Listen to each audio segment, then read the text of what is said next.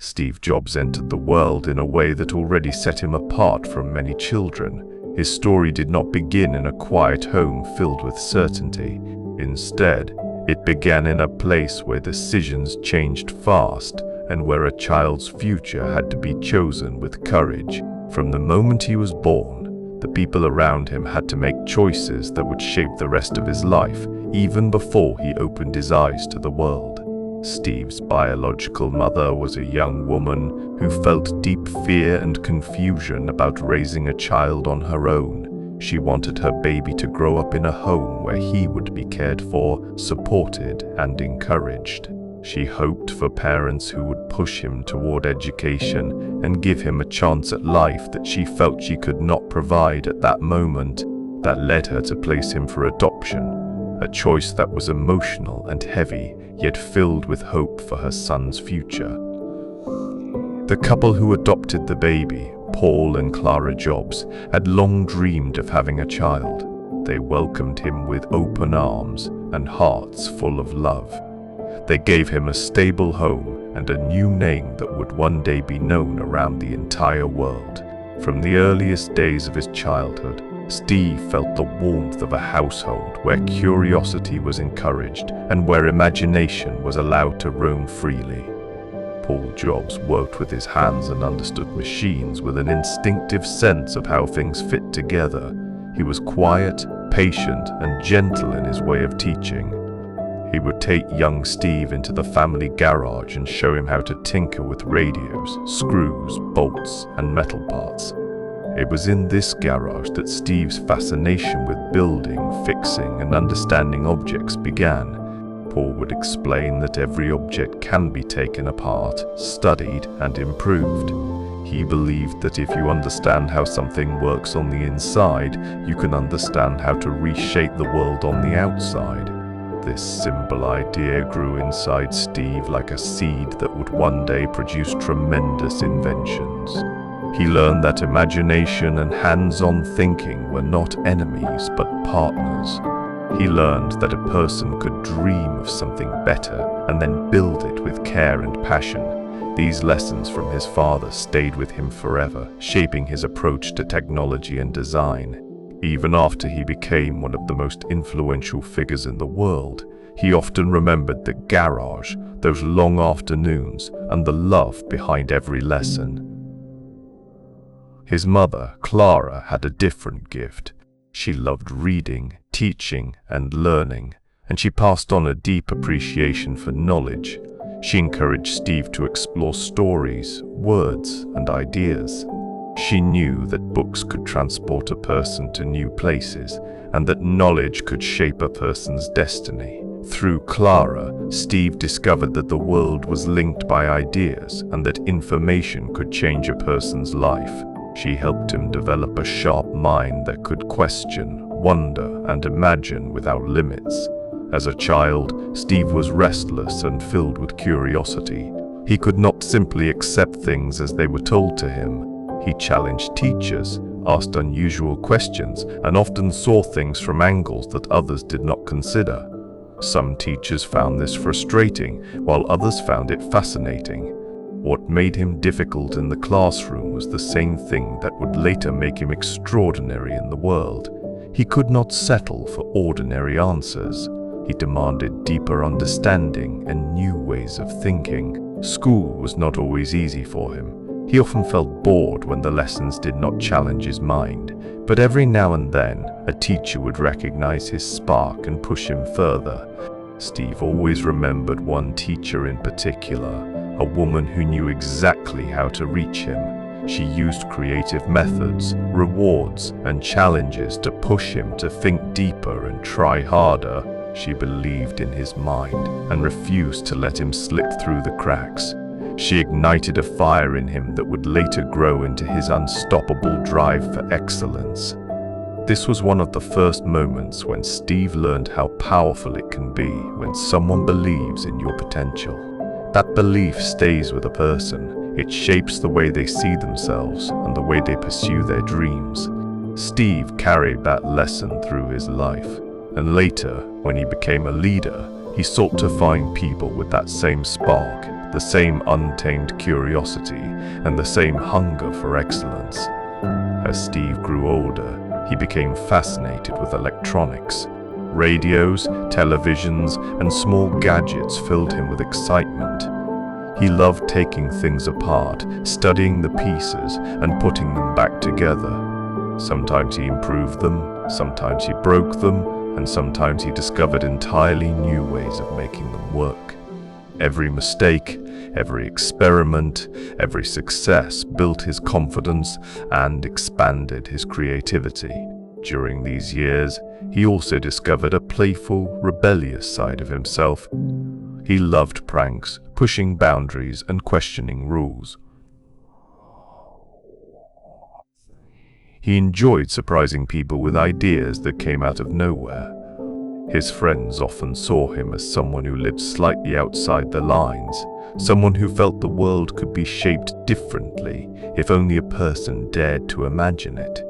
But beneath this bold and experimental personality, there was also a quiet side of Steve that very few people saw. He was thoughtful, sensitive, and deeply reflective. He often wondered about his place in the world, about the meaning of life, and about the purpose of human creativity. He sensed that he was meant to create something meaningful, though he did not yet know what that would be. The world around him during his childhood was changing fast. New technologies were beginning to appear. The age of personal electronics was close, but not yet born. Most people could not imagine that computers would one day sit on every desk, in every home, and eventually in every pocket. But Steve's young eyes could already see possibilities hidden behind the machines in the garage and the classrooms he often questioned. He sensed a future waiting to be invented, a future that needed dreamers, thinkers, and builders. As he moved toward his teenage years, Steve was ready for a new chapter. He was ready to meet people who shared his curiosity and to step into spaces where imagination collided with technology. Those encounters would change his life forever and begin the journey that would lead to the creation of one of the most iconic companies in the history of the world. And so, the boy who once sat in a garage, turning screws beside his father, was now walking toward a future that would reshape music, communication, design, and the very way people interacted with technology. A quiet beginning, a restless mind, and a desire to understand the world were already building the foundation for the man he would become.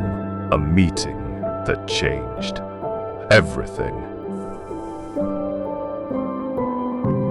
As Steve entered his teenage years, his mind grew sharper, faster, and more hungry for challenges. He was no longer simply the curious child who enjoyed taking apart radios in the garage. He was now a young thinker searching for meaning, for direction, and for something that would spark the next stage of his life. He felt the world shifting around him, especially in the small pockets of California where creativity and engineering were beginning to mix into something powerful. It was the early breath of the digital revolution, though very few saw it coming. Steve spent countless afternoons wandering through local electronics shops. These places were filled with shining metal parts, buzzing devices, and strange components that looked like tiny pieces of the future. He was fascinated by how everything fit together and how small sparks of electricity could create sound, images, and motion. Some smiled at the strange, thin teenager who asked questions that were far beyond his years. Others brushed him off, but none of that mattered.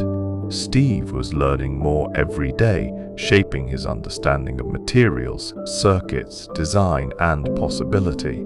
During this time, he discovered something that would deepen his interest even further: a club of computer enthusiasts who met to share ideas, parts, and inventions. This group was known for attracting unusual minds, the kind of people who saw the world differently and imagined futures no one else could yet see. Steve found this environment electrifying. He listened to people talk about machines that could think, communicate, calculate, and one day maybe even dream. He saw circuits on tables, blinking lights, and wires that connected ideas to reality.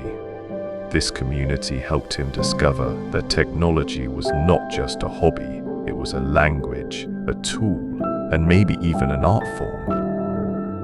Yet the most important moment of his teenage years arrived in the form of another boy, a boy who, like Steve, had a spark inside him that refused to be quiet. This boy's name was Steve Wozniak, though everyone called him Woz.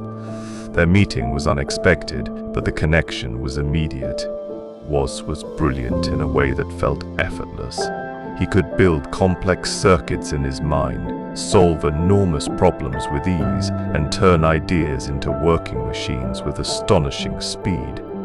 Woz was older than Steve, but they understood each other instantly.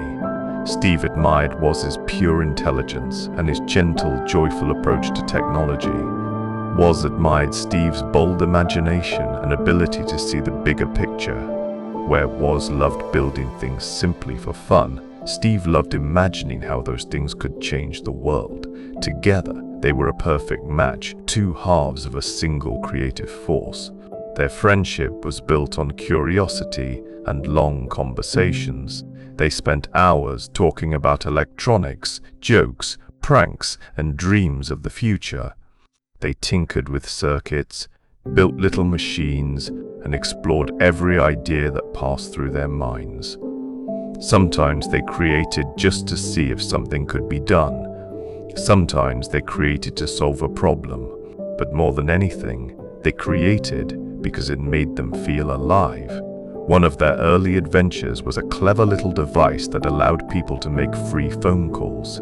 It was built from simple parts and guided by an understanding of how telephone tones worked. Woz designed it with his incredible talent, and Steve saw opportunities in it that others did not. To them, it was more than a tool. It was an exploration, an experiment in understanding how systems work and how ordinary people can interact with technology in new ways.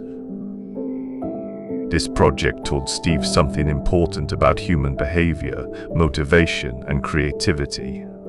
It also taught him that the world was full of systems waiting to be questioned.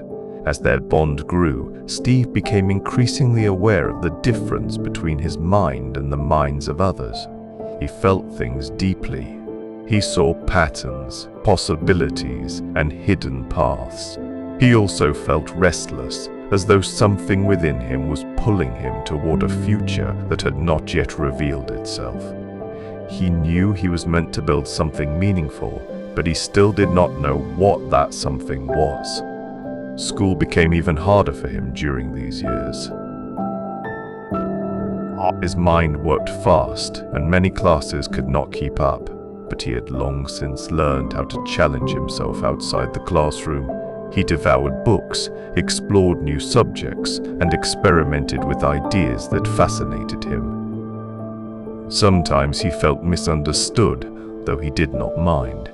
He trusted his instincts. Steve also discovered new interests beyond electronics. He became drawn to art, design, music, and literature. He realized that creativity came in many forms, and that technology and art were not enemies but partners. He believed that true innovation came from combining the technical with the spiritual, the mechanical with the artistic, the logical with the emotional. These ideas would later become the foundation of his most iconic work. During these teenage years, Steve began to develop a habit of intense focus. When something caught his interest, he threw himself into it fully. He studied it, explored it, lived it. He believed that a person should care deeply about what they create. He believed that sincerity and passion were more important than convenience and comfort. He wanted to shape life through intention rather than routine. This mindset set him apart from many people his age. He questioned everything. He refused to settle for ordinary explanations. His curiosity stretched from electronics to philosophy and from design to the meaning of life. He explored new ideas about meditation, spirituality, and self-discovery. These interests would later guide him toward a deeper understanding of what it means to build something with purpose. Woz remained a steady presence during these years. Their friendship gave Steve a sense of direction and confidence. Together, they pushed each other to think bigger, build better, and imagine farther. Woz brought joy and technical brilliance. Steve brought vision and intensity. Neither of them knew it yet, but the seeds for something enormous were already planted. The two young dreamers were preparing for a journey that would reshape the world. As Steve approached the end of his teenage years, he continued to feel pulled towards something greater. He sensed that the world was about to change and that he could play a part in that change. He did not yet know that he would help start a revolution. He did not yet know that he and Woz would soon take their work from garages and small clubs into homes and cities across the planet. But he knew that he could not walk an ordinary path. Something inside him whispered that the real journey was about to begin. The restless search for meaning. He felt a growing hunger inside him, a desire not only to understand machines and technology, but also to understand himself. He sensed that a person could build beautiful things only if they first understood who they were and what they cared about. This belief became the center of his search for meaning. College arrived, but from the beginning it felt like the wrong place for him. He walked across the campus with a mixture of curiosity and confusion. He liked learning, but he did not like following paths that others had drawn. He enjoyed ideas, but not the structure that came with traditional classes. The rules, schedules, and expectations felt like a cage for his imagination. He wanted freedom, not routine. During his brief time in college, he discovered that the classes he was supposed to take did not interest him. Instead, he wandered into classes that had nothing to do with his required subjects. He found a calligraphy course that would later influence some of the most famous designs in modern technology. He learned about the beauty of letters, the meaning behind style, and the way shapes can communicate emotion. This was not a practical skill at the time. He had no idea how useful it would become, but he loved it. He loved the artistry, the visual harmony, and the care behind every stroke. It was an experience that etched itself into his future in ways he could not yet see. Because he stopped taking required classes, he also lost his place as an official student. But he did not leave the campus entirely. Instead, he slept on floors of friends' rooms, collected empty bottles to exchange for money, and walked far across the campus each week to eat free meals offered by local charities. Life became difficult, but in that difficulty, he discovered simplicity. He learned to notice the small things that bring meaning to life, from a beautiful sunset to a quiet moment in a library. It was a strange mixture of hardship and freedom, and it shaped him deeply. Around this time, Steve became fascinated with ideas from the East. He read books on meditation, spirituality, and inner stillness. He believed that the mind could be a powerful tool if trained with care. He began practicing long periods of silence and reflection. He experimented with new ways of seeing the world and questioning the purpose of life. Some people around him thought he was drifting too far into uncertainty, but he felt he was moving closer to clarity. The stillness he practiced did not weaken his ambition. Instead, it sharpened it. It helped him see that life must be lived with intention, that a person should not simply move from one task to another without purpose. He believed that every choice should reflect sincerity and passion. He wanted to create things that mattered, things that connected deeply with people, things that came from an honest place within. His curiosity soon led him to a bold decision. He wanted to travel to India in search of deeper understanding. He had heard stories of spiritual teachers who helped people see beyond the material world. He wanted to understand the difference between wanting more and needing less.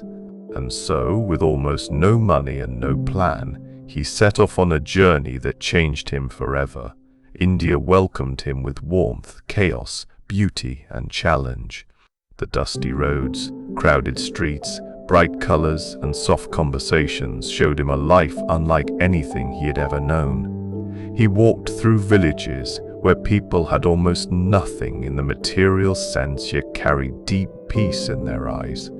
He saw how people lived with simplicity, gratitude, and a sense of rhythm that did not depend on wealth or technology. Steve spent long hours in silence, walking through temples, sitting under trees, and listening to the soft chants carried by the wind. He practiced meditation with intense discipline, hoping to remove the noise inside his mind and see life more clearly. He learned that answers often come when a person stops looking for them. He learned that clarity sometimes grows in the space where desire disappears. But the journey was not all spiritual harmony. There were days of hunger, sickness, and confusion. There were days when he wondered why he had come so far from home. Yet each challenge taught him something. Each moment shaped his character, his resilience, and his sense of direction. India became not just a place he visited, but a place that lived inside him forever. When he finally returned to America, he was different. His eyes held a quiet intensity. His mind felt sharper and more focused. He understood something important about life, that true creation must come from a place of authenticity. He wanted to build things that were beautiful, simple, and meaningful. He wanted to shape technology not to impress people, but to serve them. He wanted to bring clarity into a world full of noise. Upon returning, Steve reconnected with Woz. Their friendship remained strong, and Woz was once again deep in his own world of circuits, wiring, and joyful experimentation. Steve felt a growing excitement the moment he saw what Woz was building. There was something special in those early projects, something powerful waiting to be discovered. Woz had created a small computer board that amazed Steve with its simplicity and elegance. It was the result of pure curiosity and brilliant engineering.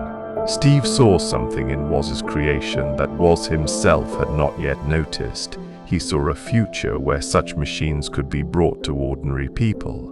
He saw a world where computers were not only for experts, but for anyone with a dream.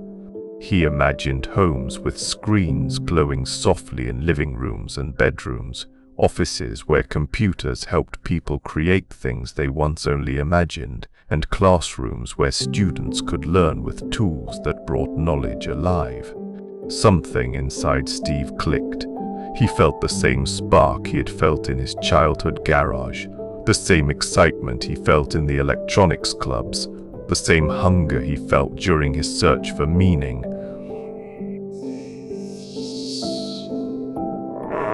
It was not just curiosity, it was purpose.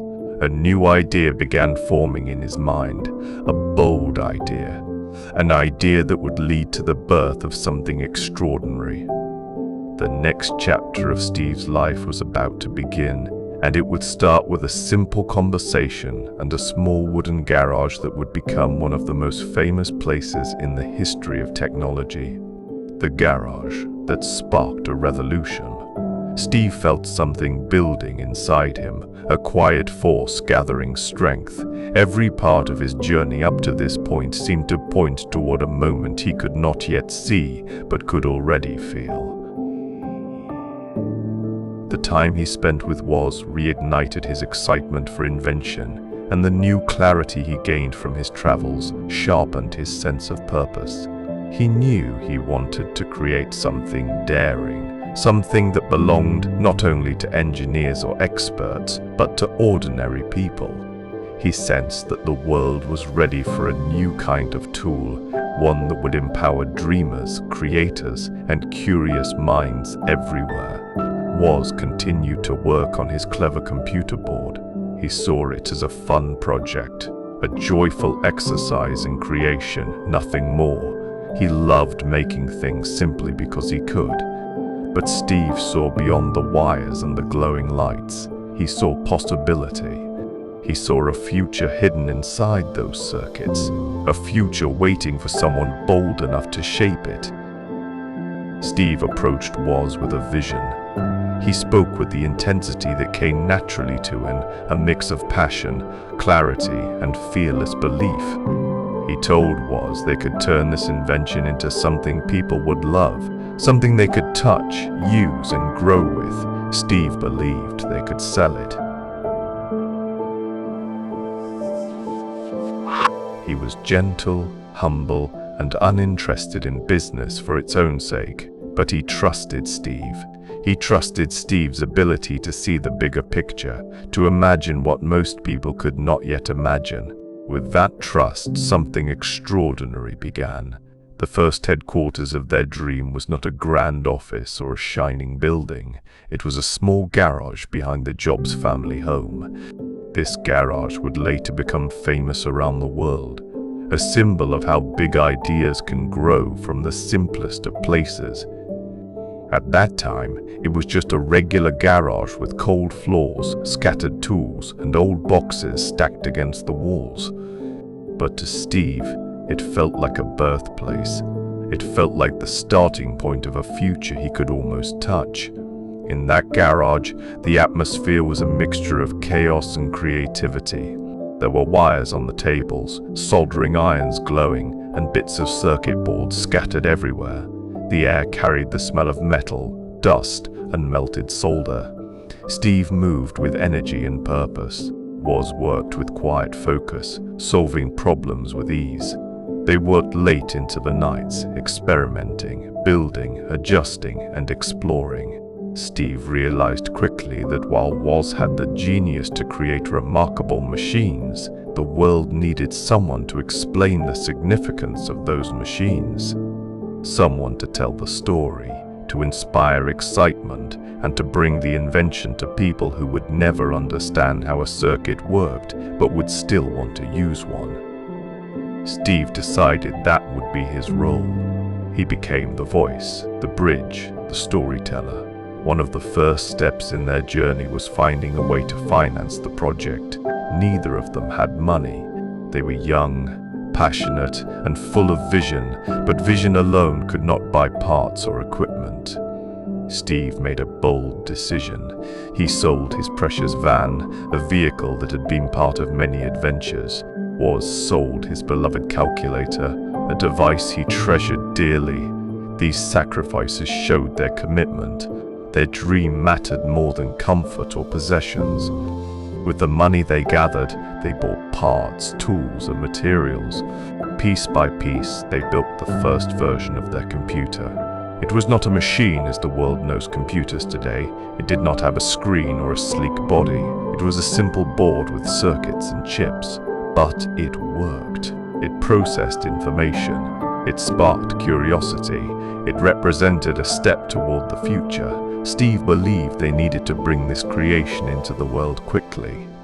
He visited local computer stores, carrying their invention in hand, speaking with passion and confidence. Many people did not understand what he was trying to do. Some dismissed him, others doubted the idea, but one store owner recognized the potential and agreed to place an order. This single moment lifted both Steve and Woz into a new stage. They finally had their first customer, but fulfilling that order was not easy. The workload seemed enormous. They spent countless hours building each board by hand. Every piece had to be placed perfectly.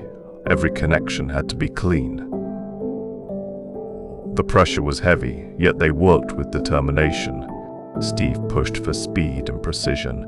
Woz maintained calm focus, ensuring the boards were reliable and well designed. Even in these early days, Steve's eye for detail and quality began to show. He believed that if they were going to create something, it had to be beautiful, simple and elegant. He cared deeply about how things appeared, even the parts that customers would never see.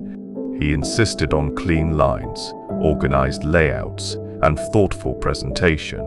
Woz admired this mindset. He understood that Steve wanted their work to feel special, not just functional. As they continued building, a name was needed. Steve wanted something simple, friendly, and approachable. A name that did not sound intimidating or technical. Something that represented nature, freshness, and accessibility. After spending time on a farm and reflecting on ideas of simplicity, he suggested the name Apple.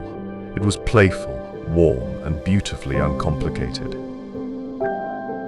Woz liked it, and so the venture that began in a small garage found its name. Over time, more orders arrived.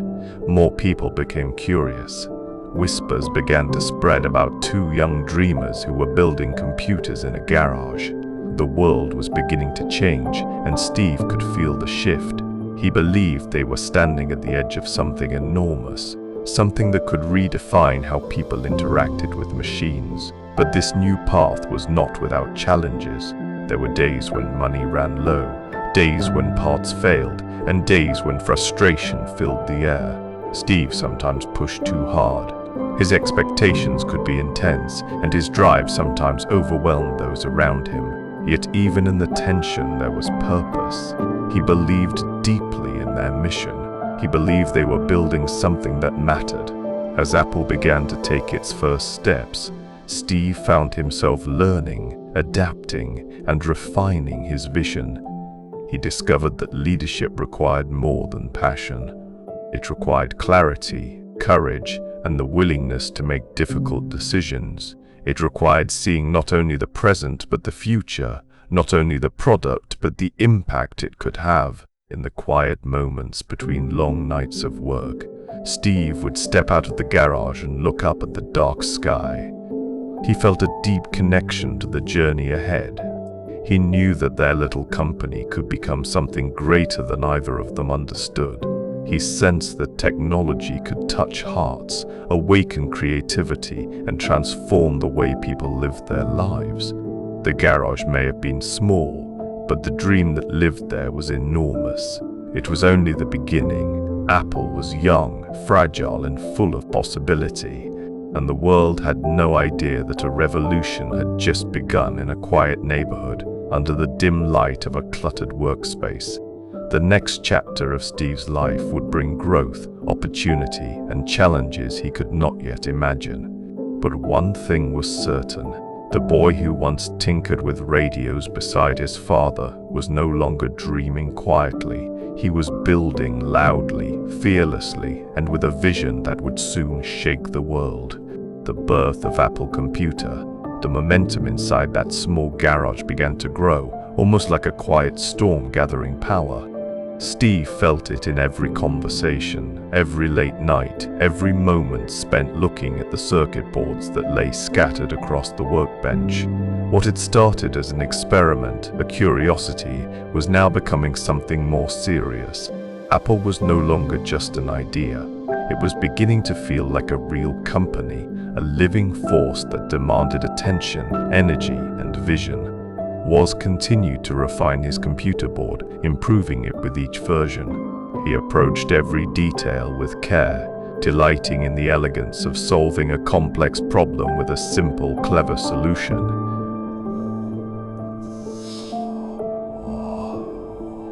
His mind worked like a peaceful machine. Calm, precise, always focused on the task in front of him. Steve admired this. He knew Woz was the kind of creator who only came along once in a generation. Steve, meanwhile, thought not only about how the product worked, but how it could change the lives of ordinary people. He believed personal computers should not be reserved for corporations or universities. They should be accessible to anyone curious enough to explore new ideas. His determination grew each day as he imagined a future full of possibilities. As word about their creation began to spread, people in the local tech community became curious. Some visited the garage to see what these young men were doing. Many were surprised by what they found. They saw two friends building machines by hand with limited resources, but limitless ambition. The atmosphere felt electric. It was clear something significant was taking shape. The biggest breakthrough came when they introduced the Apple I. It was simple compared to the machines that would follow, but it was revolutionary for its time. It was a fully assembled circuit board, something very few people had ever seen before. Instead of selling just a kit of parts, they offered a product that worked right out of the box once connected to a keyboard and screen. This alone set Apple apart. Steve believed the Apple I needed a launch that would make people notice. He gathered local journalists, retailers, and curious onlookers, presenting the machine with enthusiasm and clarity. Even in those early days, he had an extraordinary gift for presenting technology in a way that made it feel magical. When Steve explained something, it suddenly felt alive, meaningful, and full of purpose. To produce enough Apple I computers for their first orders, the workload became intense, their living spaces filled with boxes of parts. Family members joined in to help with assembly. The garage transformed into a buzzing workshop, filled with the sounds of soldering irons, tapping tools, and constant movement. The smell of burning solder became part of their daily life. The pressure grew heavier. Steve pushed himself and was hard, sometimes too hard. His intense drive sometimes collided with Woz's gentle nature. There were moments of disagreement, moments when tension filled the room. But their shared belief in the product always pulled them back together. They understood they were building not just a machine, but a stepping stone towards something larger. Soon, the demand for the Apple I exceeded what they could build on their own. It became clear that if Apple was to continue growing, it needed structure, it needed funding, and it needed people who believed in it as deeply as they did. That realization led Steve to seek investors, people who might see potential in two young dreamers working out of a garage. This search eventually brought him to a man named Mike Markkula. Markkula was a former Intel executive who had both the financial resources and the experience Apple desperately needed. When Steve met with him, he presented Apple with his usual blend of passion and bold confidence. He spoke of a future where every household could own a computer, where technology became a natural part of everyday life. Markkula saw something in Steve, something fierce, something visionary. He recognized Woz's brilliance as well. More importantly, he believed Apple had real potential. He decided not only to invest, but to join as a mentor, guiding the young company with wisdom earned from years in the industry. His support became a turning point. Apple now had the financial foundation and professional direction to step out of the garage and into the world. With this new support, Apple began to formalize its operations. Steve helped shape the company's identity with meticulous care.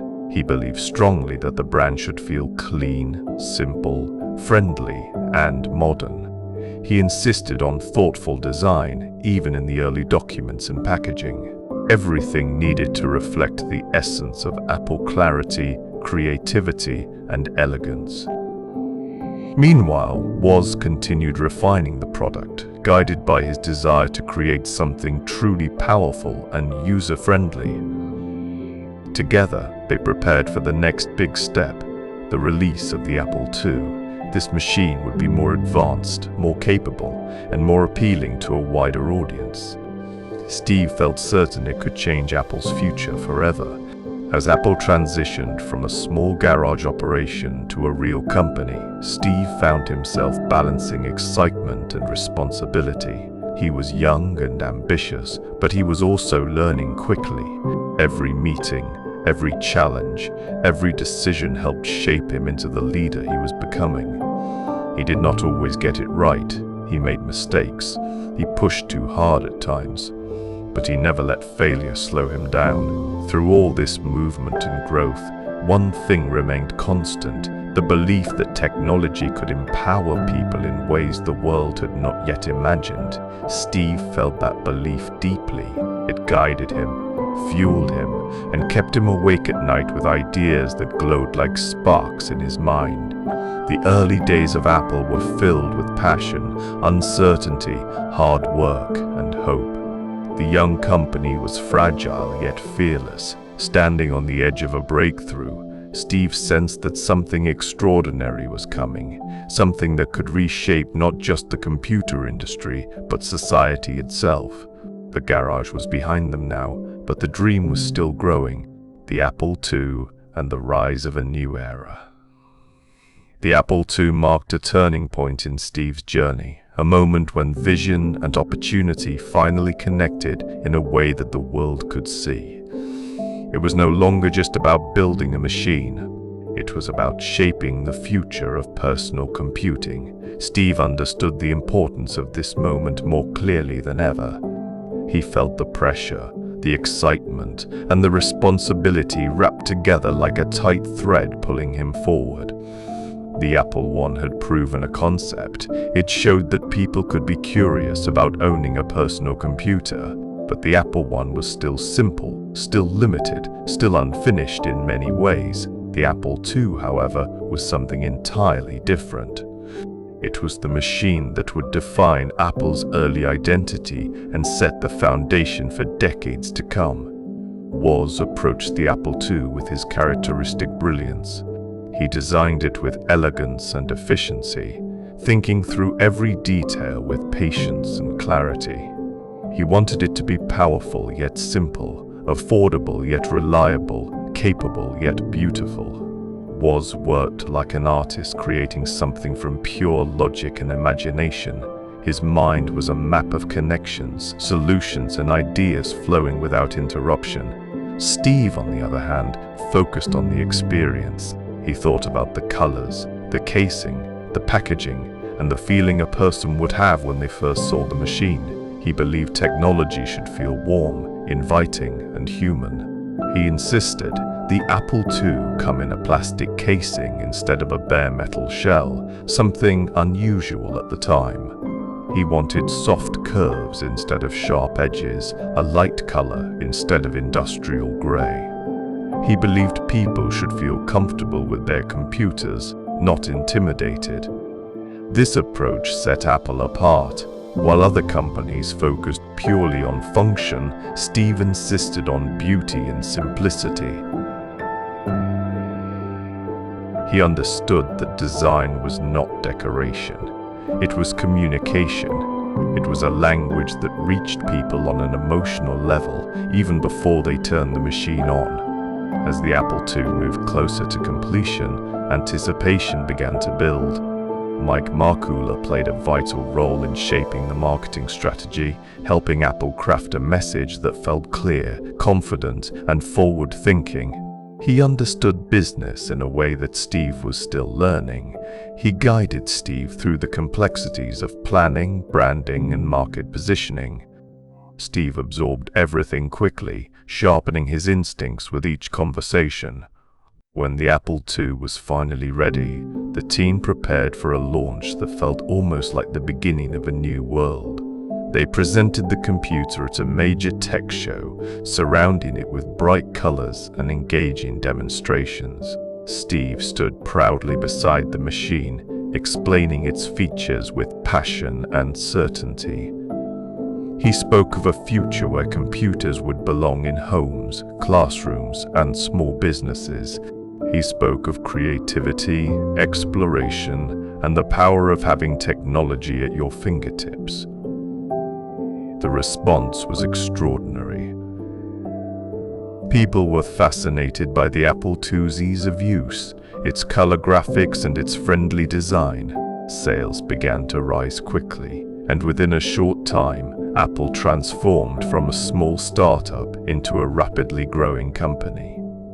They moved from the garage into a real office. They hired employees, They built departments. Apple was no longer just Steve and Woz. It was becoming a community of thinkers, builders, dreamers, and innovators. The success brought excitement, but it also brought challenges. More people meant more opinions, more responsibilities, and more pressure.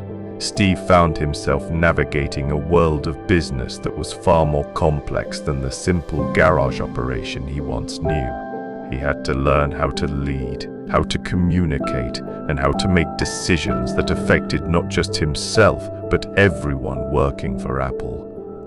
Steve was still young, still raw, still learning. His intensity, which had always driven him forward, sometimes clashed with the more structured, measured world of corporate operations. He demanded excellence from everyone around him. He pushed hard, sometimes too hard. There were moments when employees felt overwhelmed by his expectations. Steve struggled to find balance. He believed deeply in his vision, and he expected others to share that belief with the same fire. But despite these tensions, the results were undeniable. The Apple II became one of the most successful early personal computers in the world. It generated enough revenue to place Apple at the center of the growing computing revolution. Schools began adopting it. Small businesses purchased it. Families brought it into their homes. Suddenly, Apple was not just a company, it was a cultural shift. As the company grew, so did Steve's understanding of what he wanted Apple to be. He did not want to create ordinary machines. He wanted to create tools that elevated human ability, that sparked creativity, and that connected people to their ideas. He believed technology should be a companion, a partner, and a gateway to expressing imagination. This belief would guide Apple for years to come. By the time the Apple II had firmly established Apple as a leader in the industry, Steve began thinking ahead. He could never stay still for long. His mind always reached for what came next.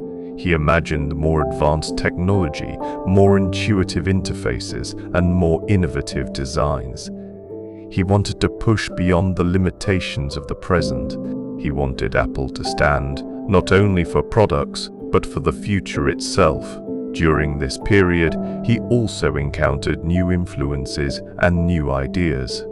He studied the work of other companies, especially Xerox, who had been experimenting with graphical interfaces and advanced concepts.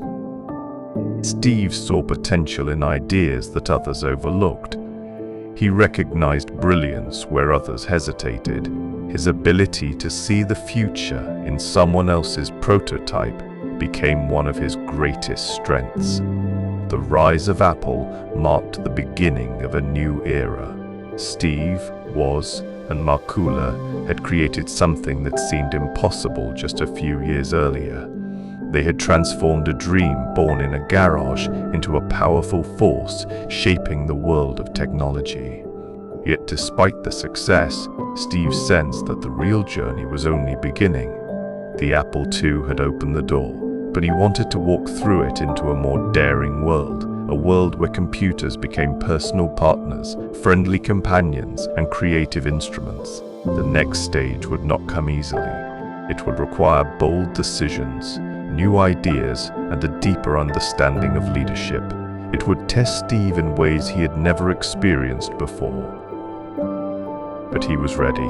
He'd always been ready. Apple had risen.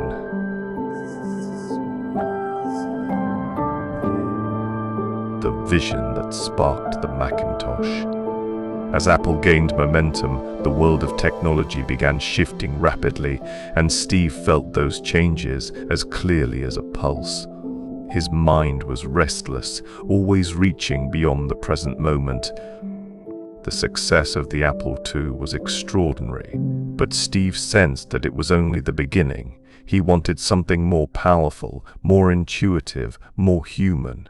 He wanted a computer that spoke the language of ordinary people, not just engineers. During this time, Steve became increasingly fascinated with the idea of creating a new kind of machine, one that would transform how people interacted with technology. His growing interest eventually led him to the doors of Xerox's research center. Xerox had developed advanced concepts that almost no one outside the building understood. They had created a graphical interface where users could point, click, drag, and visualize information instead of typing long commands. They had invented ideas that could change everything, but they lacked the spark to bring them to the world. When Steve visited the Xerox research lab, he was struck by what he saw. The moment he watched someone move a cursor across the screen with a small device called a mouse, he felt something ignite inside him. It felt like witnessing the future unfold in front of his eyes. He saw potential that Xerox didn't fully recognize. To Steve, this was not a small improvement. This was a revolution waiting to happen. He left the building with a sense of clarity that he rarely experienced. He knew Apple had to create a machine that used this graphical approach. He knew it would make computers accessible to everyone. It would open the doors to creativity in a way no machine had ever done. The seed of the Macintosh was planted that day. Back at Apple, the environment was growing more complex. The company was expanding quickly, hiring more employees, creating departments, and building an identity that stretched far beyond the humble garage where everything began. With more people came more structure, more processes, and more rules. Steve felt both inspired and constrained. He thrived in chaos, yet now found himself navigating layers of corporate order that didn't always align with his instinctive way of working. At the same time, Steve found himself drawn to a small team of engineers who were working on a project called the Macintosh. The project had started with someone else's vision, but Steve saw potential in it that others missed. He began visiting their workspace more frequently, bringing his intense energy and challenging the team to think bigger, move faster, and dream bolder. The Macintosh team quickly became something unique within Apple. They embraced a culture of rebellion, creativity, and passion. They worked separately from the rest of the company, almost like a secret group with a mission of its own. Steve encouraged this spirit. He believed great products were built by small, focused teams with a shared vision and a strong sense of purpose. He pushed them relentlessly, inspiring them with big ideas while demanding perfection in every detail. Steve had a way of making people believe in the impossible. His expectations could be overwhelming, his words sharp, and his standards unforgiving. But his vision burned so brightly that it pulled others into its light. Many who worked with him during this period described the experience as the hardest work of their lives, but also the most meaningful. They felt part of something revolutionary, something that would outlive them. As the Macintosh began to take shape, Apple entered a period of intense innovation and competing visions. Another team was working on the Lisa, a more expensive and powerful computer aimed at business users. The Lisa team operated with more structure, more hierarchy, and more formal processes. Steve, however, preferred the fast, flexible, rebellious nature of the Macintosh group. Tension grew within the company. Different ideas about the future of Apple clashed like waves in a storm. Despite the internal conflicts, Steve remained focused. He believed deeply that the Macintosh would become the heart of Apple's future. He imagined a machine with a friendly face, a warm personality, and a simple interface that invited people to explore. He believed technology should feel alive, almost like a companion rather than a tool. While the engineering team worked tirelessly, Steve began shaping the identity of the Macintosh. He wanted the machine to have soul. He cared about the color of the casing, the sound it made when it started, the feel of the keyboard, and the clarity of the screen. He wanted to craft an entire experience, not just a product. He also focused on messaging. He wanted people to know the Macintosh was more than a computer. It was a doorway to creativity and freedom. He believed Apple's purpose was not just to sell machines, but to ignite imagination. To Steve, the Macintosh represented a revolution of self-expression. The deeper he became involved, the more intense the pressure grew. Steve pushed the team to do what felt impossible. He challenged deadlines, questioned assumptions, and refused to settle for anything less than excellence. His relentless pursuit of perfection created moments of breakthrough, but also moments of stress. Some feared him, but all of them felt his passion. Outside Apple, the world was beginning to hear whispers about the upcoming Macintosh. The industry sensed something big was coming, something that could change the direction of personal computing. Apple was becoming known as a company that dared to think differently, a company driven by vision rather than conformity. As the Macintosh neared completion, Steve felt something powerful rising inside him, the same feeling he experienced in the garage years earlier, the same energy that pushed him to believe in the Apple II. The sense that he was part of a movement that could reshape the world. He believed the Macintosh would be his greatest creation, not because of what it did, but because of what it represented. A belief that technology, when made with care and imagination, could lift humanity forward.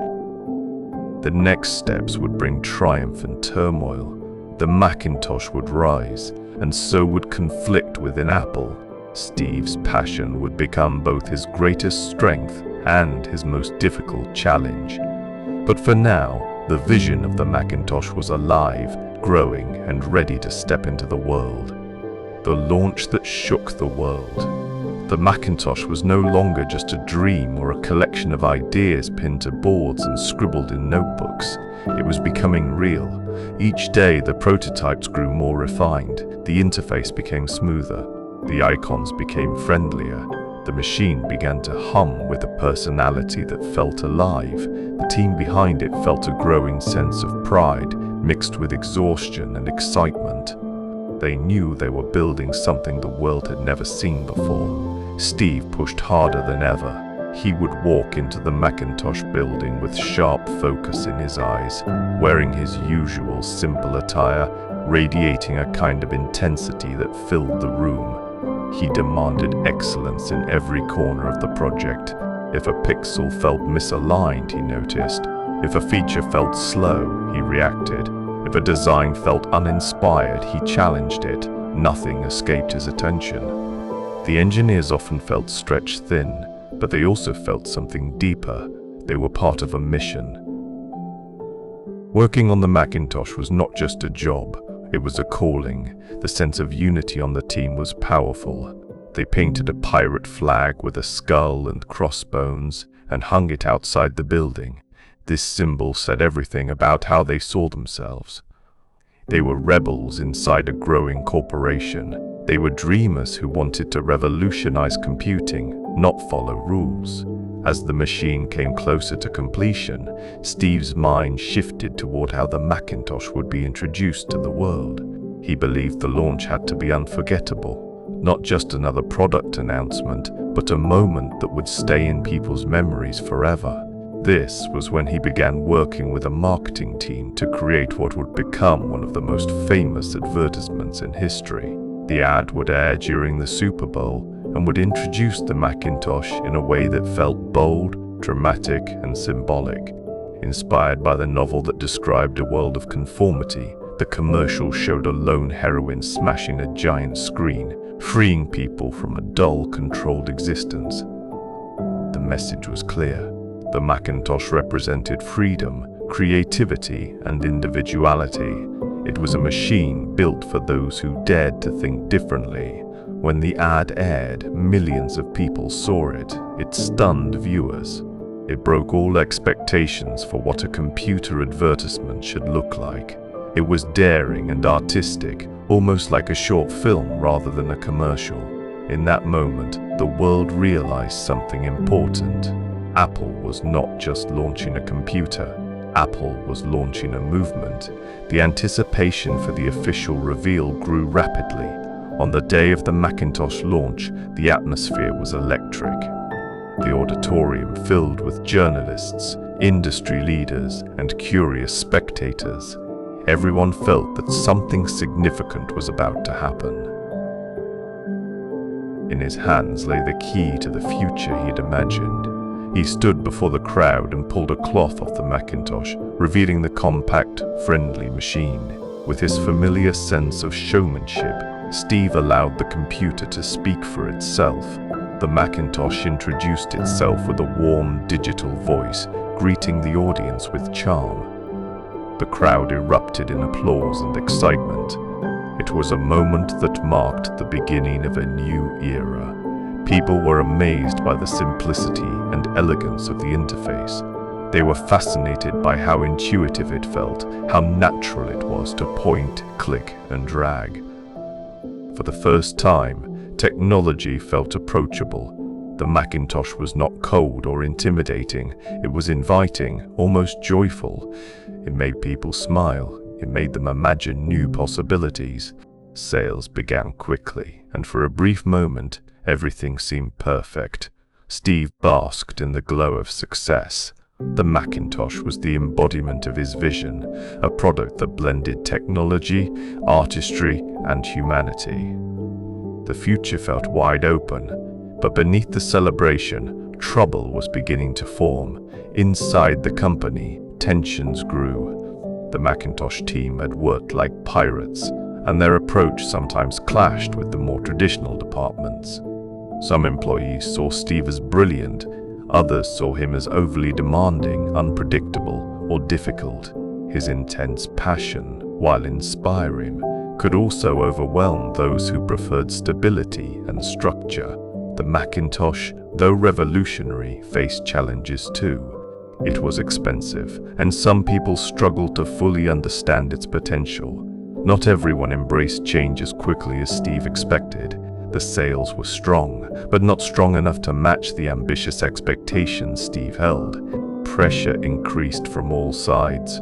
Steve's management style, which relied heavily on intuition and instinct, began to collide with the structured approach of Apple's executives. Most notably, the tension between Steve and John Sculley, the CEO Steve had recruited, began to grow. Steve had once believed Sculley would bring wisdom and leadership to Apple, but now their visions for the company were drifting apart.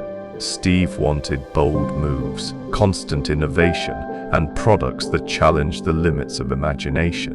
Sculley wanted stability, profitability, and refinement. Both approaches had value, but both men struggled to find common ground. Meetings became colder. Conversations became strained. As the Macintosh entered the market, Apple found itself standing between two competing forces, the daring vision of Steve Jobs and the careful strategy of John Sculley. The path forward was no longer clear. Apple was growing quickly, but growth brought conflict. And in the center of it all stood Steve, a man who had built his identity around shaping the future. He had created a revolution, but now he was facing the reality of corporate leadership. He had crafted a machine filled with creativity, but now he was confronted with the weight of business decisions. He had inspired a team of rebels, but now he was battling the structure of a company that no longer felt like the one he had built in a garage. The Macintosh had changed everything, yet new challenges were rising. Challenges that would test Steve more deeply than any before. Challenges that would lead him into the most painful chapter of his journey. The world loved the Macintosh, but Steve's path was about to shift in a direction he never expected. The fall from his own company. The glow of the Macintosh launch began to fade faster than Steve expected. The excitement was real. The innovation was undeniable, and the impact on the industry was enormous. But success, especially in the business world, is rarely simple. Beneath the celebration, Apple was struggling with the very thing that had made it famous: vision without restraint. The Macintosh was revolutionary, but it was also expensive to produce. The machine required new manufacturing methods, new tools, and new components. Its friendly design and intuitive interface came with high costs. The price made it difficult for some customers to justify, especially in a market dominated by cheaper, more traditional machines. While people admired the Macintosh, not everyone was ready to adopt it. Sales grew, but not at the pace Steve dreamed of. His expectations, always daring and bold, collided with the reality of the marketplace. Tension grew inside Apple as executives questioned the direction the company was taking. The rift between Steve and John Sculley widened like a crack spreading through glass. Steve's leadership style only added to the strain. He had always been intense, demanding, and uncompromising. He expected the impossible because he believed it was the only way to reach greatness. Those who worked closely with him often felt inspired, but also exhausted. His outbursts were sharp, his standards were unforgiving. His passion could fill a room, but so could his frustration. Before long, Apple was divided into two worlds. One world was composed of the Macintosh team, who admired Steve's vision and thrived under his rebellious spirit. The other world was the rest of Apple, where employees preferred stability, calm, and direction without constant upheaval. These two cultures collided daily. He respected Steve's creativity but worried about the company's financial future. He believed Apple needed discipline, structure, and predictable performance. Steve believed Apple needed daring, speed, and relentless innovation. Both men wanted Apple to succeed, but they could not agree on how. The relationship between Steve and Sculley had once been warm. Steve had even asked him a famous question when recruiting him: "Do you want to sell sugar water for the rest of your life, or do you want to come with me and change the world?" That question had drawn Sculley in, but the world they tried to build together began to pull them apart. As tensions escalated, Apple's board of directors stepped in. They were concerned about internal conflict, inconsistent leadership, and financial uncertainty. They wanted stability, they wanted clarity, they wanted decisions made based on business strategy rather than passion alone. Steve, unwilling to compromise his vision, pushed back hard. Meetings became battles, words grew sharper. Every disagreement felt like a fracture that grew deeper each day. Eventually, the conflict reached a breaking point. The board sided with Sculley. In a moment that shocked many inside the company, Steve Jobs, the founder, the visionary, the heart behind Apple's earliest creations, was stripped of responsibility for the Macintosh team and pushed out of his leadership position. It was as if the company he had built no longer had a place for him. The news hit Steve with force.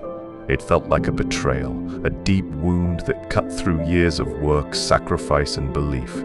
Apple had been born in a garage with his own hands, shaped by his dreams, fueled by his passion. Now he was being told he could no longer lead it.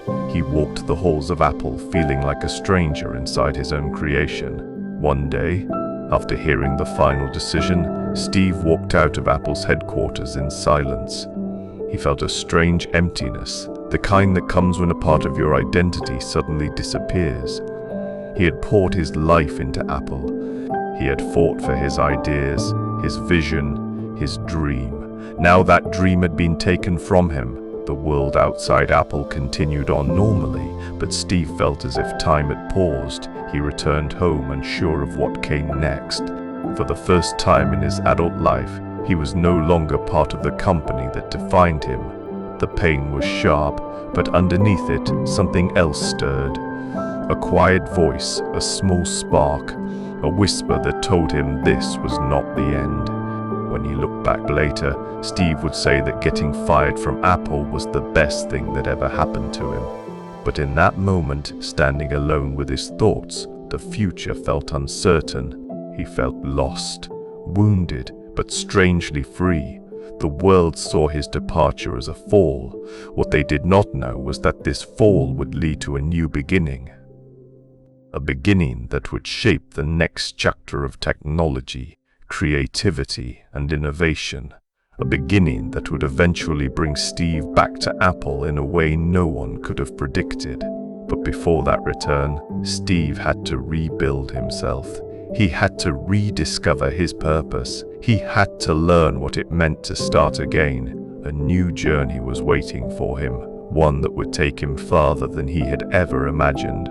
Starting over, Next, and Pixar. Being forced out of Apple was devastating, yet Steve Jobs refused to let it define him. Instead, he chose to view it as an opportunity. He had built a company from nothing, and now he would build again, this time with even greater clarity and focus. Steve had always believed that creativity thrived on passion and authenticity. With Apple behind him, he could start fresh, without compromise, and pursue ideas that truly inspired him. The first venture he launched was Next.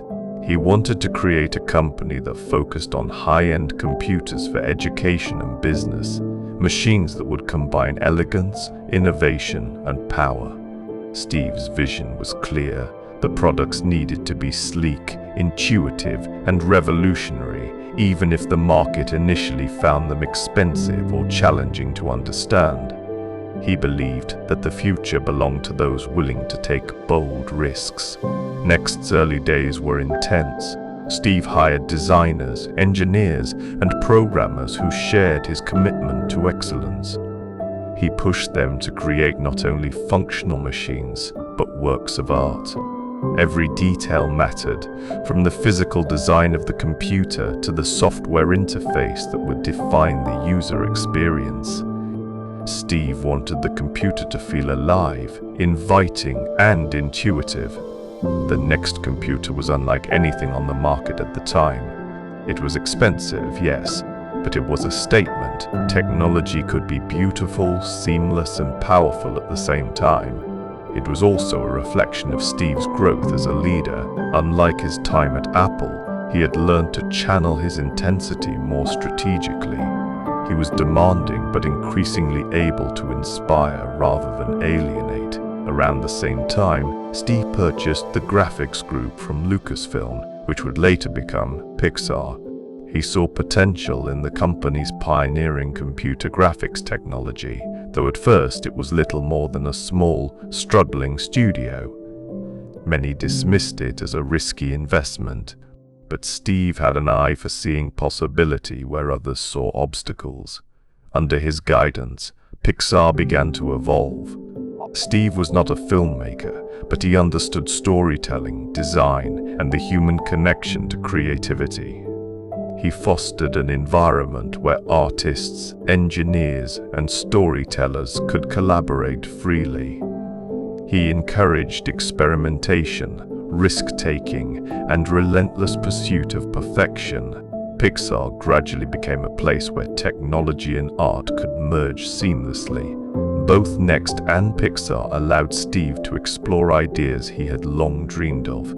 He experimented with software design at Next, building systems that were intuitive and elegant. At Pixar, he explored the power of storytelling, combining cutting-edge technology with emotion and imagination. Each venture allowed him to refine his approach to leadership, design, and vision. During this period, Steve also reflected on his experiences at Apple. Being ousted had been painful, but it forced him to grow, to adapt, and to rethink how he approached both technology and people. He learned lessons in patience, empathy, and the importance of balance. He realized that vision without adaptability could become isolation, and that collaboration could amplify brilliance. The combination of Next and Pixar prepared Steve for a return that no one could yet foresee. One company was developing the future of personal computing. The other was pioneering the future of animation and storytelling. Both reflected Steve's core beliefs that technology and art could transform lives, that simplicity was a path to brilliance, and that bold ideas required courage and persistence. As the years passed, both Next and Pixar faced challenges. Next computers were innovative but costly, appealing mostly to niche markets. Pixar struggled financially in its early years, producing technology but no feature-length films. Yet Steve's belief never wavered. He understood that great work takes time, risk, and relentless focus. He had always trusted the long-term vision over short-term convenience. The lessons Steve learned in these ventures shaped the next phase of his life. He learned how to build teams that could survive stress and deliver excellence. He learned the importance of culture, communication, and storytelling. He discovered that a company's soul was as important as its technology, and that the people who shared your passion could make all the difference. By the mid-1990s, Steve Jobs had become more than just a visionary technologist. He had become a master of blending technology with humanity. He understood that the devices people use are not just tools, they are extensions of creativity, identity, and imagination.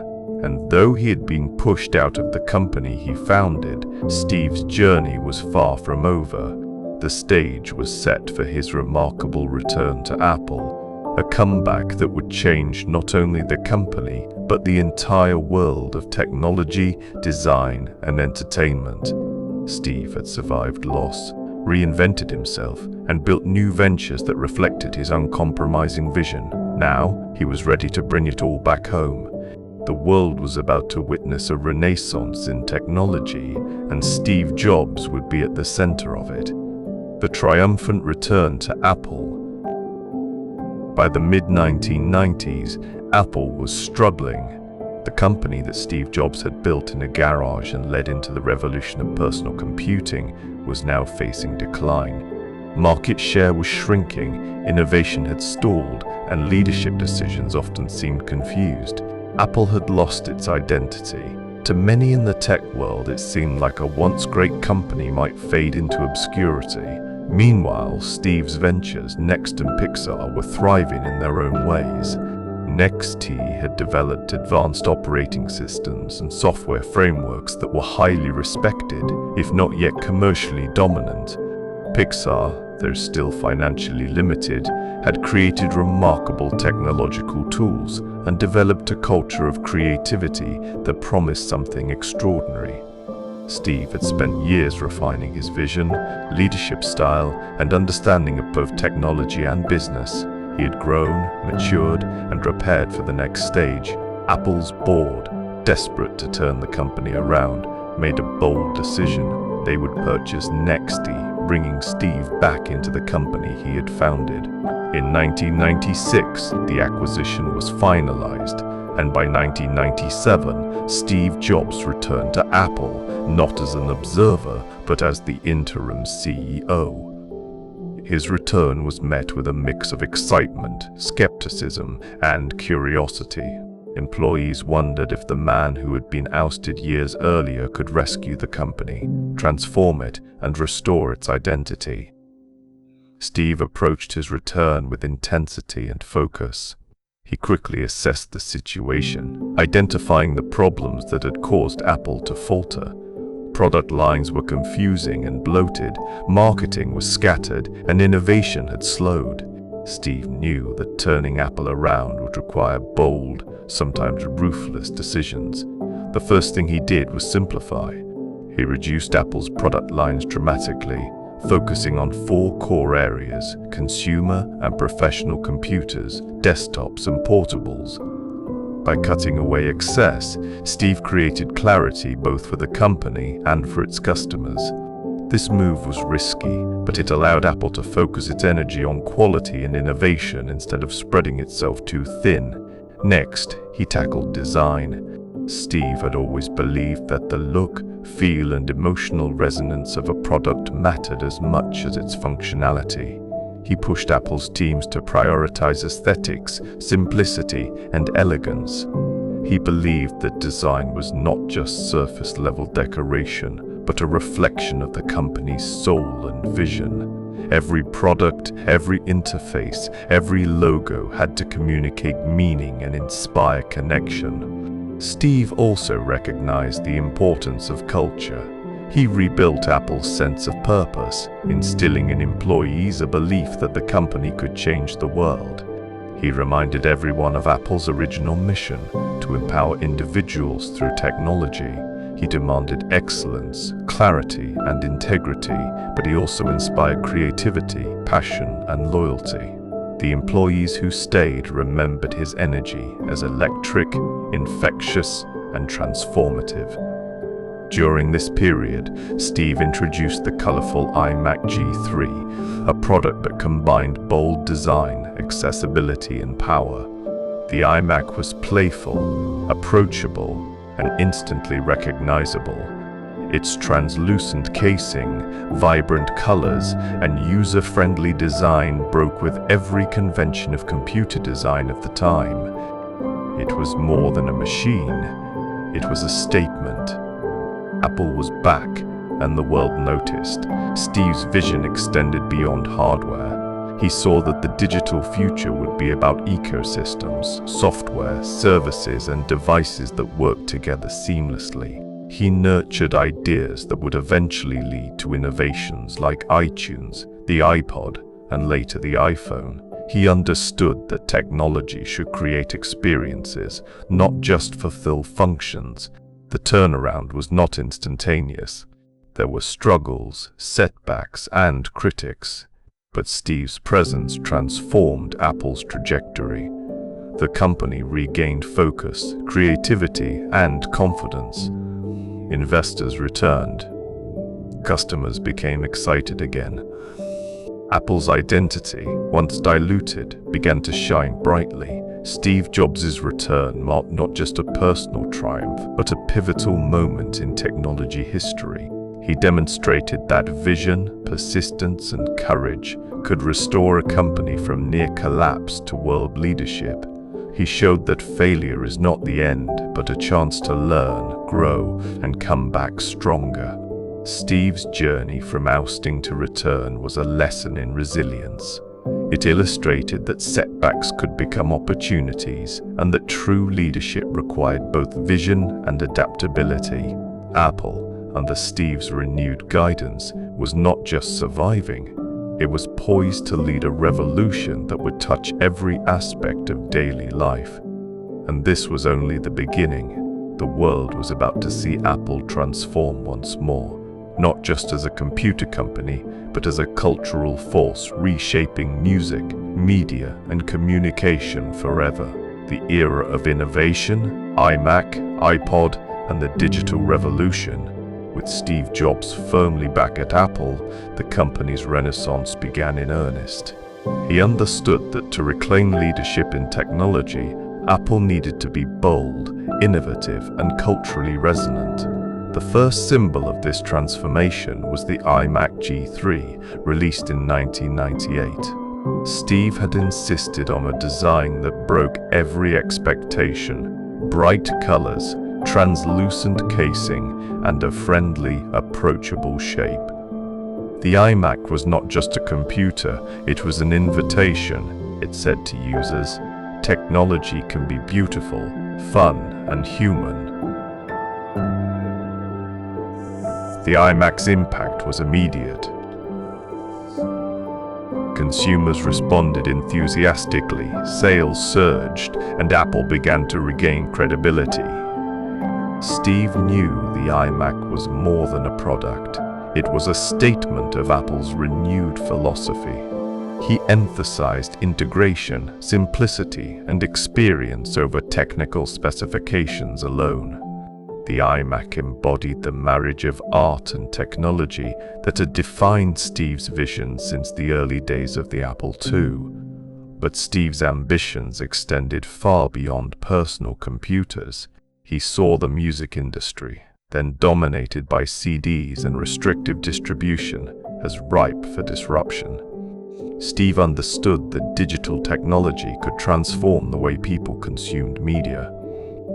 He envisioned a seamless ecosystem where hardware, software, and content worked together to provide a revolutionary experience. This vision led to the creation of iTunes and the iPod.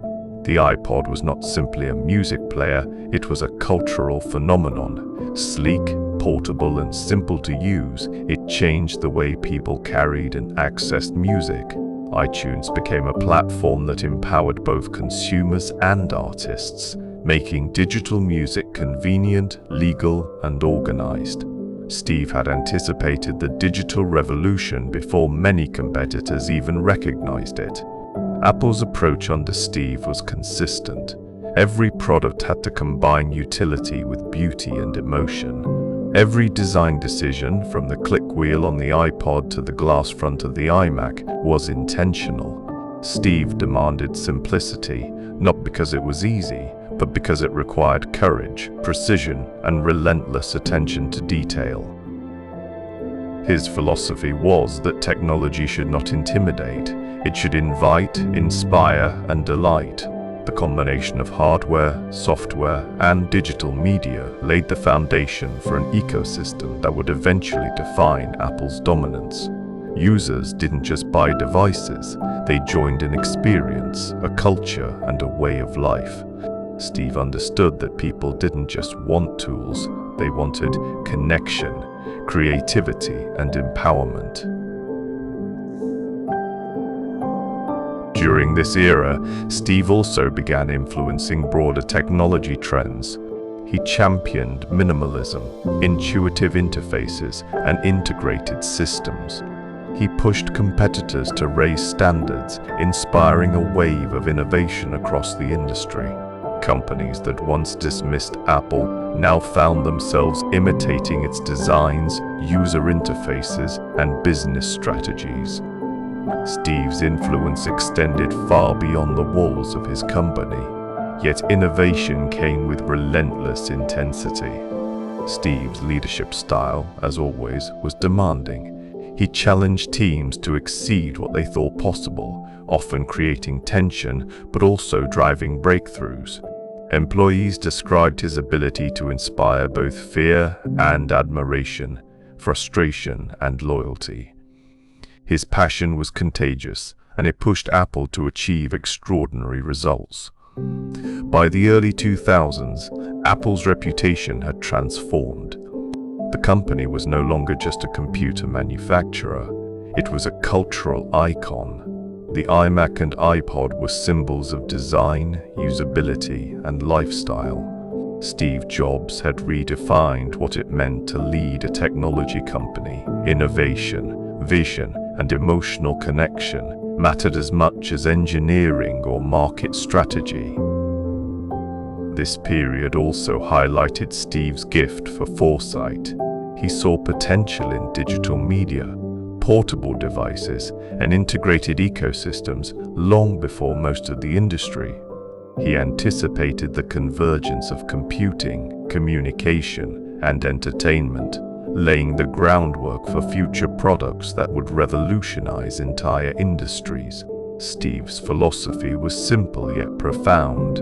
Create products that people love, integrate them seamlessly, and never compromise on design, functionality, or experience. His commitment to this vision created a loyal customer base that viewed Apple products as extensions of their identity, not just tools. The lessons of this era would become even more critical in the years ahead. Steve had rebuilt Apple from near collapse to industry leadership, but he knew the journey was far from complete. He understood that technology, creativity, and culture could converge in ways that would continue to reshape the world. The stage was set for the next wave: mobile technology, smartphones, and the iPhone, product that would redefine communication, media, and the very way people lived their lives. Steve Jobs was not just building devices, he was shaping the future, and the world was ready to follow. The iPhone and a revolution in communication. By the mid-2000s, Steve Jobs had transformed Apple into a cultural and technological powerhouse. But Steve was never satisfied with past successes. He understood that the next frontier was mobile technology. He saw that the way people communicated, consumed media, and accessed information was changing rapidly. He wanted Apple to lead that change, not follow it. The idea for the iPhone began as a simple but ambitious goal: create a device that combined a phone, an iPod, and an internet communicator into a single, elegant product.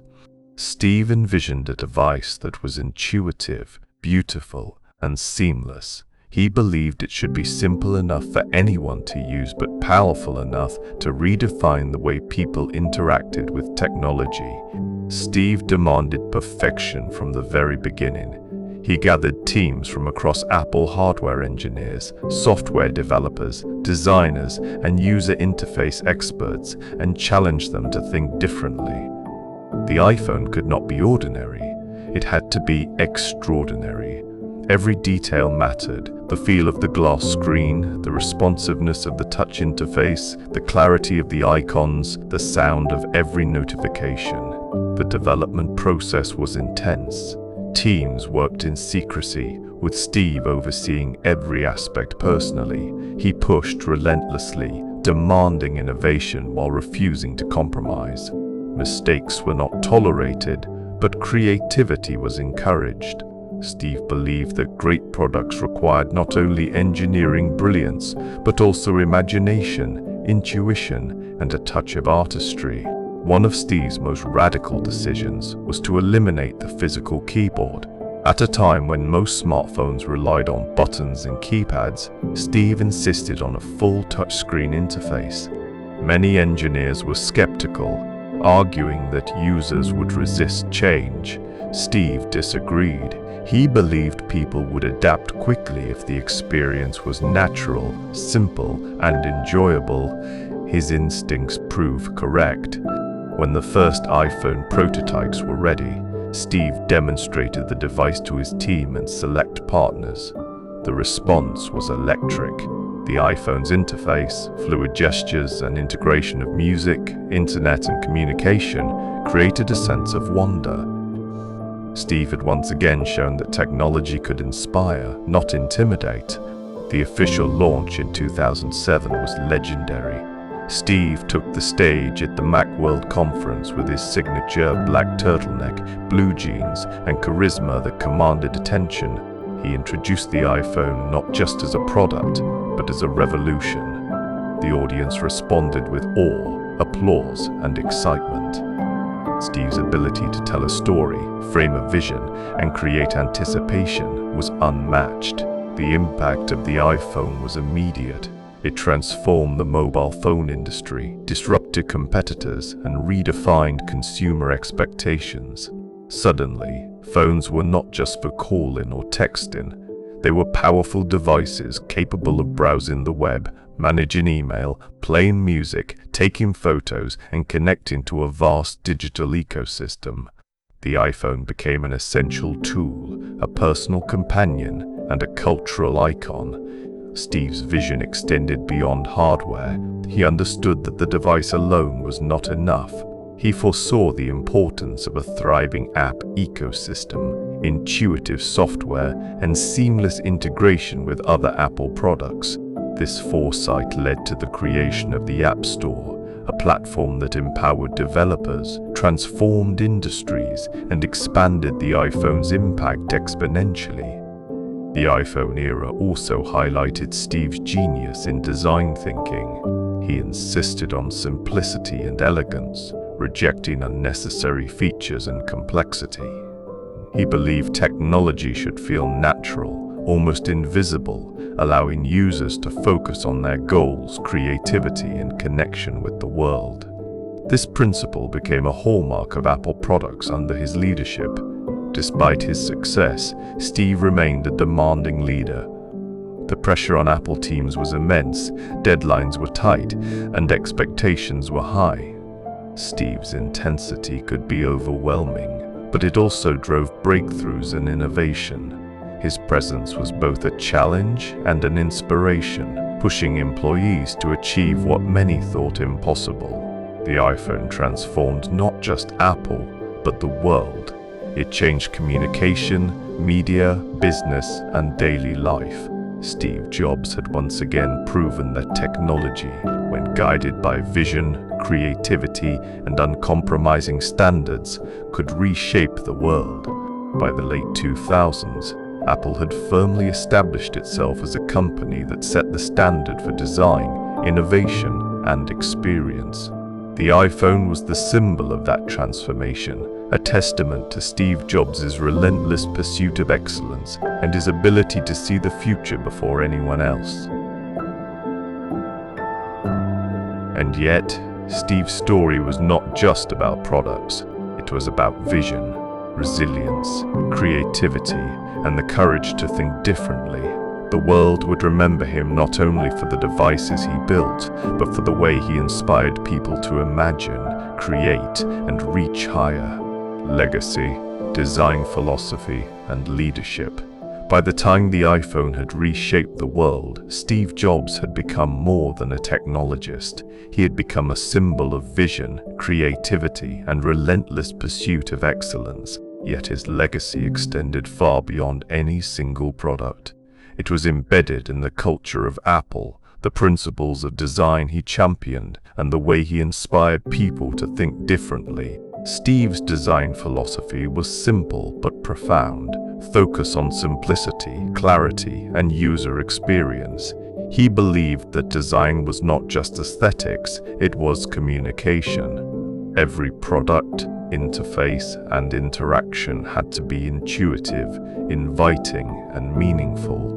To Steve, good design eliminated confusion, revealed purpose, and created joy. He insisted on attention to detail, believing that the smallest elements could have a profound impact on user perception. This philosophy influenced every Apple product, from the sleek curves of the iMac to the elegant interface of iOS. Steve believed that form and function must work together seamlessly. Technology should not feel intimidating or complicated. It should feel like an extension of human creativity and intelligence. He often said that simplicity is harder than complexity, because achieving it requires understanding, focus, and courage to remove the unnecessary. He combined intensity, vision, and perfectionism in a way few leaders could. He demanded excellence and could be harsh, yet he also inspired loyalty, passion, and extraordinary results. Employees often described him as challenging, frustrating, and intimidating, but also as someone who could see potential in people that they themselves did not yet recognize. He believed in building small, focused teams empowered to take risks and innovate. He encouraged collaboration, but also challenged assumptions. Steve wanted people to be bold, creative, and unafraid to fail. To him, mistakes were part of the path to brilliance, as long as learning occurred and the pursuit of excellence never wavered. Beyond products and design, Steve understood storytelling. He knew that people connect with ideas emotionally, not just rationally. His presentations became legendary for their simplicity, drama, and clarity. Whether introducing the iMac, the iPod, or the iPhone, Steve framed the story in a way that made audiences see the product as transformative, inspiring, and essential. He didn't just sell technology, he sold vision. Steve also believed deeply in the intersection of technology and humanity. He saw that innovation was not just about building faster processors or smaller devices. It was about empowering individuals, inspiring creativity, and enriching lives. He often spoke about making a dent in the universe, emphasizing that the true measure of success was the impact one had on the world. His approach to failure, both personal and professional, shaped his resilience. Being ousted from Apple in his early career taught him lessons about humility, growth, and persistence. That experience allowed him to return stronger, wiser, and more focused. He applied those lessons to every challenge, from product development to corporate strategy. Steve's influence extended beyond Apple. He changed the standards of multiple industries: computing, music, mobile communications, and animation. Through Pixar, he reshaped storytelling and the animation industry, showing that technology could serve art in transformative ways. Through Apple, he demonstrated that products could combine elegance, function, and emotional resonance, setting new benchmarks for the world. Despite his immense success, Steve remained committed to the principles that had guided him from the beginning: curiosity, courage, attention to detail, and the relentless pursuit of excellence. He inspired others not merely through authority, but through example, through living and breathing his vision, through taking risks, and through insisting that great work required passion and commitment. Steve Jobs' life was a testament to the power of vision and perseverance. He showed that innovation requires courage, failure is a stepping stone, and design is a language that can connect deeply with people. His work did not just produce products. It created experiences, transformed industries, and inspired generations.